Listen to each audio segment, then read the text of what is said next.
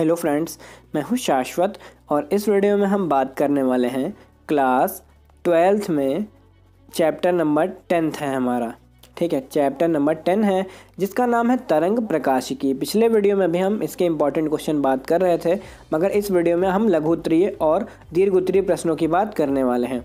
तो वीडियो में एंड तक की बने रहें। हमारे तरंग प्रकाशिकी चैप्टर का नाम है। जितने भी नए मेहमान जुड़ते जा रहे हैं हमारे इस वीडियो पे, वो तुरंत हमारे चैनल को सब्सक्राइब करें, साथ ही साथ बेल नोटिफिकेशन ज़रूर दबाएं ताकि इसी तरह की बेस्ट वीडियोस आप सभी को नोटिफिकेशन आ जाया करें आपके मोबाइल फ़ोन में। चलिए क्वेश्चंस की तरफ चलते हैं। तो कुछ बहुत ज़्यादा इंपॉर्टेंट क्वेश्चन मैं आपको वीडियो में बताने वाला हूँ, तो 12वीं वाले वीडियो को छोड़ करके कहीं नहीं जाएंगे। साथ ही साथ इस वीडियो का PDF भी मैंने अपनी वेबसाइट पे अपलोड कर रखा है। अगर आप मेरी वेबसाइट पे इसका PDF डाउनलोड करना चाहते हो तो लिंक उसका जो है सबसे ऊपर दिया गया है डिस्क्रिप्शन में। चलते हैं पहले क्वेश्चन की तरफ। फर्स्ट क्वेश्चन है, व्यतिकरण तथा विवर्तन में क्या अंतर है? बहुत ज़्यादा पूछा जाने वाला क्वेश्चन है दोस्तों। 2016, 17 और 14 में आया हुआ था। क्वेश्चन दो प्रकार से पूछा जा सकता है। प्रकाश के व्यतिकरण तथा विवर्तन की घटनाओं में अंतर के लिए किसी एक की विशिष्टता का उल्लेख कीजिए। ठीक है दोस्तों, 2014, 16, 17 हम क्या करेंगे, हम पन्ने का पार्टीशन कर लेंगे। एक तरफ लिखेंगे व्यतिकरण और दूसरी तरफ लिखेंगे विवर्तन, इंटरफेरेंस और डिफ्रैक्शन। ठीक है, चलते हैं एक पॉइंट लिखने की तरफ। फर्स्ट पॉइंट हम लिखते हैं व्यतिकरण में। यह घटना दो कला संबंध स्रोतों से चलते वाले दो पृथक्कृत तरंगों के बीच अध्यारोपण का परिणाम है। सेकेंड पॉइंट, विवर्तन में यह घटना एक तरंगाग्र के विभिन्न बिंदुओं से चलने वाली द्वितीयक तरंगिकाओं के बीच अध्यारोपण का परिणाम है। यानी कि एक पॉइंट दोनों में हो गया। नेक्स्ट सेकेंड पॉइंट, इसमें सभी दीप्त फ्रिंजें एक समान तीव्रता की होती हैं। सेकेंड, इसमें सभी दीप्त फ्रिंजें विभिन्न तीव्रताओं की होती हैं तथा तीव्रता के घटते क्रम में होती हैं। थर्ड पॉइंट, इसमें सभी फ्रिंजें समान चौड़ाई की होती हैं। थर्ड पॉइंट, इसमें सभी फ्रिंजें समान चौड़ाई की नहीं होती हैं। फोर्थ पॉइंट है, इनमें निम्नलिखित प्रायः पूर्णतया अंधकारमय होते हैं। फोर्थ पॉइंट, इसमें ऐसा नहीं होता है। बस इतना सा है आपका व्यतिकरण और विवर्तन। बहुत ही आसान है और बहुत ही अच्छा क्वेश्चन है।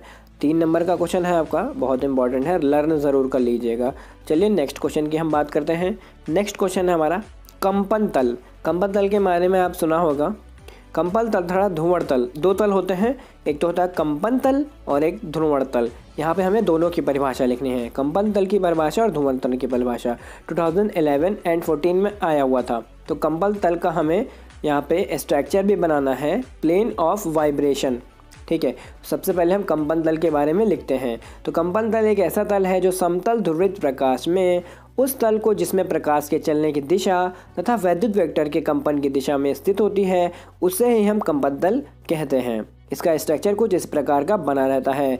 इसे समतल ध्रुवित और प्रकाश ध्रुवित ताल से निरूपित किया जा सकता है। जैसे कि यहाँ पे एक स्ट्रक्चर आपके सामने दिख रहा होगा, इसके मार्क लगे हुए हैं। आप ये स्ट्रक्चर डेफिनेटली इसको बना लीजिएगा। चलिए अब हम ध्रुवण तल के बारे में बात करते हैं। प्लेन ऑफ पोलराइजेशन, वह तल जिसमें प्रकाश के चलने की दिशा हो या जो कंपन तल के अभिलंबवत हो, उसे ध्रुवित तल कहलाता है। इसे ही हम प्रकाश के कंपन तल नहीं होने देते हैं, अतः इसे ही हम ध्रुवण तल कह सकते हैं। Plane of polarization is that. तो यहाँ तक कि हमने क्वेश्चन का आंसर कंप्लीट कर लिया है। 2 नंबर का क्वेश्चन था, कंप्लीट हो गया है। चलिए नेक्स्ट क्वेश्चन की हम बात करते हैं। नेक्स्ट क्वेश्चन है आपका दोस्तों, प्रकाश के ध्रुवण से आप क्या समझते हैं? समतल ध्रुवित प्रकाश उत्पन्न करने के लिए एक विधि का वर्णन कीजिए। या परावर्तन द्वारा आप समतल ध्रुवित प्रकाश जैसे प्रकाश कर सकते हैं। या प्रकाश के ध्रुवण से आप क्या समझते हैं? या ब्रूस्टर का नियम क्या है? किसी पारदर्शी माध्यम के लिए अपवर्तनांक एवं ध्रुवण कोण में क्या संबंध है? अब जरा एक बात गौर किया करो। आपको मैं जितने भी क्वेश्चन बताता हूँ 2016, 17, 18 के होते हैं। इतने 3 सेटों के अलग अलग क्वेश्चन मैं ढूंढता हूँ आप सभी के लिए। जैसे कि आप इधर देख रहे होगे, इधर क्वेश्चन कितनी बार आया हुआ? 2009, 12, 14, 16, 14, 16, 14, 16, इधर देखिए 16 में आया हुआ। इसलिए मैं आपको ये वाले क्वेश्चन ज़्यादा बताता हूँ जो ज़्यादातर पूछे गए होते हैं। अब जैसे ऊपर वाला ही क्वेश्चन देख लो, ये वाला 2014 और ऊपर वाला क्वेश्चन देख लो 2014 और 16। इसी तरह के मैं अलग अलग सेट से क्वेश्चन उठा के लेकर के आता हूँ ताकि आप सबको कोई दिक्कत ना हो और ज़्यादा से ज़्यादा इंपॉर्टेंट क्वेश्चन हो जो आपकी परीक्षा में आ सकें। तो हम लिखते हैं यहाँ पे ध्रुवण, प्रकाश का ध्रुवण के बारे में। तो चलिए शुरू करते हैं। प्रकाश का ध्रुवण। प्रकाश की तरंगें जो अनुप्रस्थ होती हैं, जिनमें से वैद्युत वेक्टर के कंपन की तरंग जो संरचना होती है उसकी दिशा में जब लंबवत होती है तो उन्हीं दिशाओं में टूरमैलीन क्रिस्टल में गुजारने पर निर्गत प्रकाश में वैद्युत वेक्टर या कंपन संचरण की दिशा में लंबवत तल की एक दिशा में अगर निर्मित हो जाता है तो जितना भी बचा हुआ भाग होता है, यानी कि जितना भी शेष भाग होता है, उतना कंपन क्रिस्टल द्वारा अवशेषित कर लिया जाता है तथा क्रिस्टल के निर्गत प्रकाश को हम समतल ध्रुवित प्रकाश ही कह सकते हैं तथा यह घटना प्रकाश का ध्रुवण कहलाती है। तो ये जो घटना है ये यहाँ पे मैंने आपको बताई हुई है। ये घटना जब घटित होती है तो इसे ही हम प्रकाश का ध्रुवण कह सकते हैं। अब हम लिखेंगे परावर्तन द्वारा ध्रुवित प्रकाश का उत्पन्न करना, यानी कि जब साधारण अथवा अध्रुवित प्रकाश किसी पारदर्शी माध्यम मान लो आप एक कांच को मान लो, ये कांच हो गया हमारा, ठीक है, ये लंबा लंबा सीधा सीधा कांच हो गया। तो उसके पृष्ठ से जब परावर्तित होता है, जैसे कि मान लो यहाँ टकरा रही है तो यहाँ से जब परावर्तित हो रही है, ठीक है, तो उसे ध्रुवित का प्रकाश कहलाते हैं। तो आपतन कोण पर निर्भर करता है कि वह शेष आपतन पर है या नहीं है, ठीक है दोस्तों।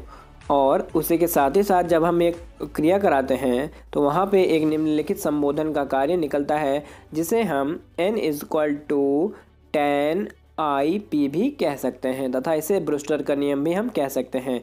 तो वायु के लिए जो कोण होता है वो IP होता है और इसका मान जो होता है वो 57 डिग्री होता है, ठीक है। तो यहाँ तक ही हमने एंगल ऑफ पोलराइजेशन की बात करी है, तो आप इसे ज़रूर से ज़रूर लर्न कर लीजिएगा। यह भी क्वेश्चन है आपका 3 नंबर का, बहुत ही अच्छा क्वेश्चन है, एकदम अच्छे से लर्न कर लीजिएगा।